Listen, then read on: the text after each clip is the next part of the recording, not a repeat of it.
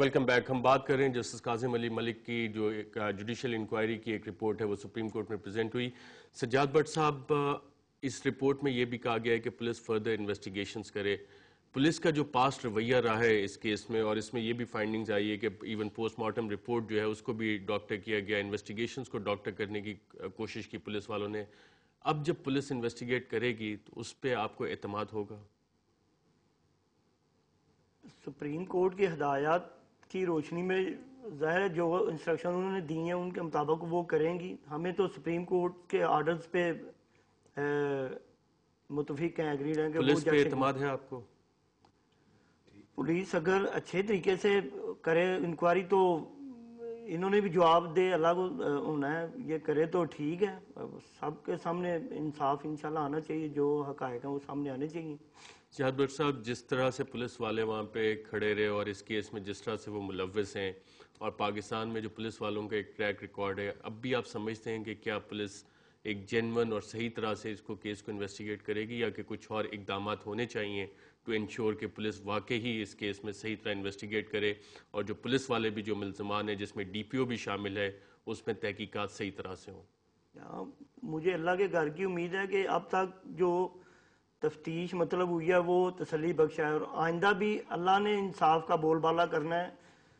اس چیز پہ میرا ایمان ہے کہ اللہ ناانصافی کسی سے نہیں ہونے دے گا. لیکن پولیس پہ آپ کو اعتبار نہیں ہے؟ اعتبار ہے جی، وہ اچھے طریقے سے کرتی ہے تو ٹھیک ہے. اچھا محمد امجد صاحب، یہ اسی پوائنٹ کو آگے لے کے چلتے ہیں. اس کیس میں ڈی پی او کو بھی ابھی اریسٹ کر لیا گیا ہے، ایک سینئر پولیس آفیسر اس میں انوالوڈ ہو رہا ہے، لیکن ایک آر پی او کا رول بھی آیا ہے اس میں کہ جنہوں نے موب کلچر، اس طرح کا موب لنچنگ اور موب جسٹس کی بنیاد ڈالی گجرانوالہ سے، اور اس کے بارے میں بھی آبزرویشنز آئی ہیں. کیا آپ سمجھتے ہیں کہ ایسے تمام افسران کے خلاف ایکشن ہونا چاہیے جنہوں نے اس طرح کا کلچر ہماری سوسائٹی میں پیدا کیا ہے کہ لوگ خود موب جسٹس ڈیلیور کرنے کے لیے موب لنچنگ کا کلچر اپنائیں؟ آپ نے بہت اچھا سوال کیا.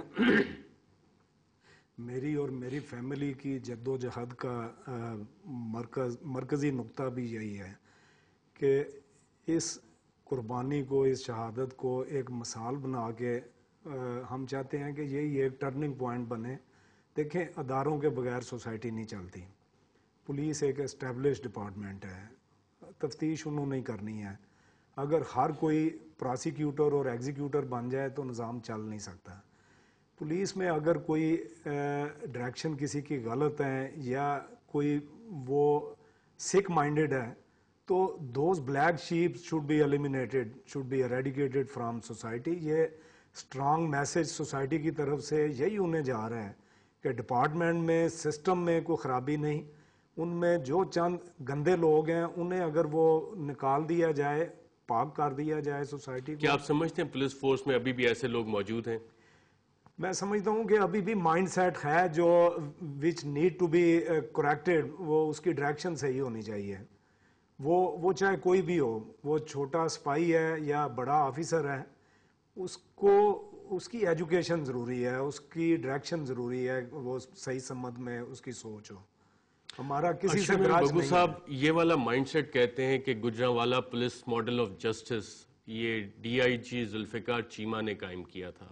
آپ سمجھتے ہیں ایز اے وکیل کہ ان کے خلاف بھی ایکشن ہونا چاہیے کیونکہ ان کو صرف ٹرانسفر کر کے چھوڑ دیا گیا ہے؟ اگر وہ اس طرح کی ایک پولیس کو انکریج نہ کرتے تو شاید آج یہ واقعہ نہ ہوتا. کیا آپ سمجھتے ہیں وہ بھی برابر کے ذمہ دار ہیں؟ گزارش یہ ہے شہزاد، میں ذاتی طور پر کیونکہ وکیل بھی ہوں، میں ان سے بھی میں نے یہی کہا تھا کہ ہمیں اپنے کیس کو فوکس کرنا چاہیے. جو لوگ آپ کی معاشرے کی طرف بھی ایک ذمہ داری ہے، آپ نے کالا کوٹ اور کالی ٹائی پہنی ہوئی ہے، اور اس سے لوگوں کی بہت ایکسپیکٹیشن ہوتی ہے کہ ارسپیکٹیو آف اپنا کیس آپ معاشرے کی بھی بات کریں. میں بالکل اس پہ بات کرتا ہوں، میں ڈیفینیٹ بات کرتا ہوں. آپ نے یہ ان سے بھی سوال کیا ہے کہ کیا پولیس میں اچھے لوگ شامل ہیں؟ ہاں، بہت اچھے لوگ شامل ہیں پولیس میں. یہ جو تفتیش کر رہی ہے ٹیم، یہ بھی ٹیم بالکل ہمیں اس پر اعتبار بھی ہے، اعتماد بھی ہے. پولیس میں بہت اچھے اچھے لوگ ہیں. بلیک شیپ تو ہر ادارے میں ہوتے ہیں، وکیلوں میں بھی ہیں، سوسائٹی میں بھی ہیں، ہر جگہ ہیں. کوشش یہ ہمیں کرنی چاہیے کہ جو برے لوگ ہیں، بلیک شیپ ہیں. اب بڑی اچھی مجھے آر پی او کی، جو ابھی آر پی او لگے ہیں طارق یاسین، انہوں نے بڑی خوبصورت بات کی.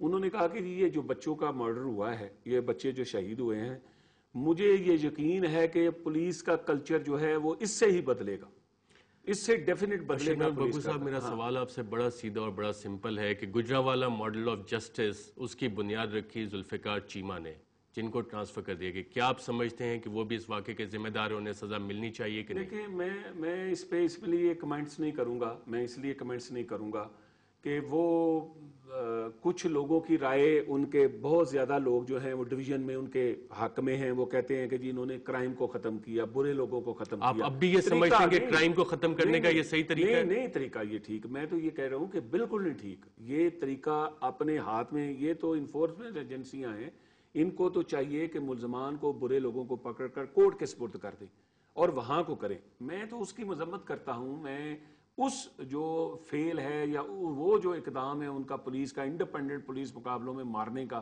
وہ میں اس کو کنڈیم کرتا ہوں. کیا آپ سمجھتے ہیں ذوالفقار چیمہ جنہوں نے Gujranwala model of justice, mob justice کی بنیاد ڈالی، وہ اس کیس میں برابر کے ذمہ دار ہیں یا نہیں؟ اس کیس میں تو ان کا تعلق اس حد تک بنتا ہے کہ وہ RPO تھے، ان کو چاہیے تھا کہ 6 دن میں، اس میں IG کا بھی رول بنتا ہے، اس میں CM کا بھی رول بنتا ہے کہ چیف ایگزیکٹو ہے جو، اس کو پتا ہونا چاہیے تھا کہ 6 دن بعد جب سپریم کورٹ نے اس کا نوٹس لیا تو RPO کو بھی پتا ہونا چاہیے تھا نا کہ یہ میرے ایک ڈسٹرکٹ میں یہ اتنا بڑا واقعہ ہو گیا ہے، تو میں ہر جگہ پہنچ جاتا ہوں تو یہاں بھی پہنچنا چاہیے.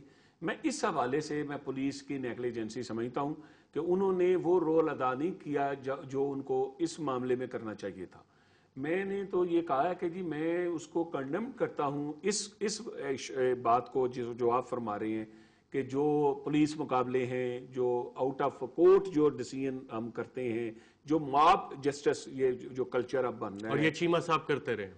مجھے میں وکیل بھی ہوں، مجھے اتنی انفارمیشن نہیں ہے.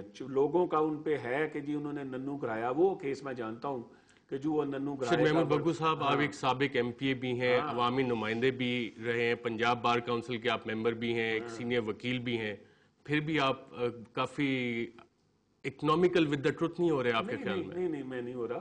میں نے تو سمپل ہی یہ کہا ہے کہ میں ایک کیس کو جانتا ہوں جو ننو گرائے کا کیس ہے. وہ کیس انٹرنیشنل لیول کا بنا تھا، پاکستان لیول کا بنا تھا، اس میں انہوں نے کیا تھا. تو اگر انہوں نے کیا ہے، میں یہ کہتا ہوں کہ جو لوگ کرواتے ہیں اس پہ انویسٹیگیشن ہونی چاہیے. ہاں ہونی چاہیے. سجاد بٹ صاحب، محمد امجد صاحب اور ارشد محمود بگو صاحب، آپ تینوں کا پروگرام رپورٹر میں اس سیگمنٹ میں شامل ہونے کا شکریہ. ناظرین، سانحہ سیالکوٹ کے بعد میڈیا کے کچھ عناصر نے انٹیلیجنس ایجنسیز کی ایسی رپورٹس شائع کی جس سے شاید یہ ثابت کرنے کی کوشش کی گئی کہ مغیث اور منیب شاید ڈاکو تھے. جسٹس کاظم کی جو رپورٹ آج سپریم کورٹ میں پیش کی گئی، اس نے ایسی تمام اطلاعات کو بے بنیاد اور غلط ثابت کیا ہے. جسٹس کاظم کی جو رپورٹ آج سپریم کورٹ میں پیش کی گئی، اس میں یہ کہا گیا کہ بٹر گاؤں کے لوگوں نے اور پولیس نے مل کر دونوں بچوں کی شناخت چھپانے کی کوشش کی گئی اور انہیں جان بوجھ کر ڈاکو ثابت کرنے کی کوشش کی. رپورٹ میں یہ بھی کہا گیا ہے کہ پولیس اور بلال کے والد نے مل کر ایک ایسی کہانی گڑی جس میں پستولوں کی برآمدگی مغیث اور منیب پر ڈالی گئی. رپورٹ میں جسٹس کاظم نے بڑے واضح الفاظ میں یہ کہا ہے کہ مغیث اور منیب ڈاکو نہیں تھے اور نہ ہی ان کا کوئی کرمنل ریکارڈ ہے. سپریم کورٹ میں جو آج رپورٹ پیش کی گئی، اس کے بعد اب ٹرائل کورٹ میں یہ کیس چلے گا اور پولیس اس واقعے کی مزید تحقیقات کریں گی. آج کے پروگرام میں ناظرین اتنا ہی. آپ ہمیں اپنا فیڈ بیک بھیج سکتے ہیں reporter@dawnnews.tv پر. اجازت دیجیے، اللہ حافظ.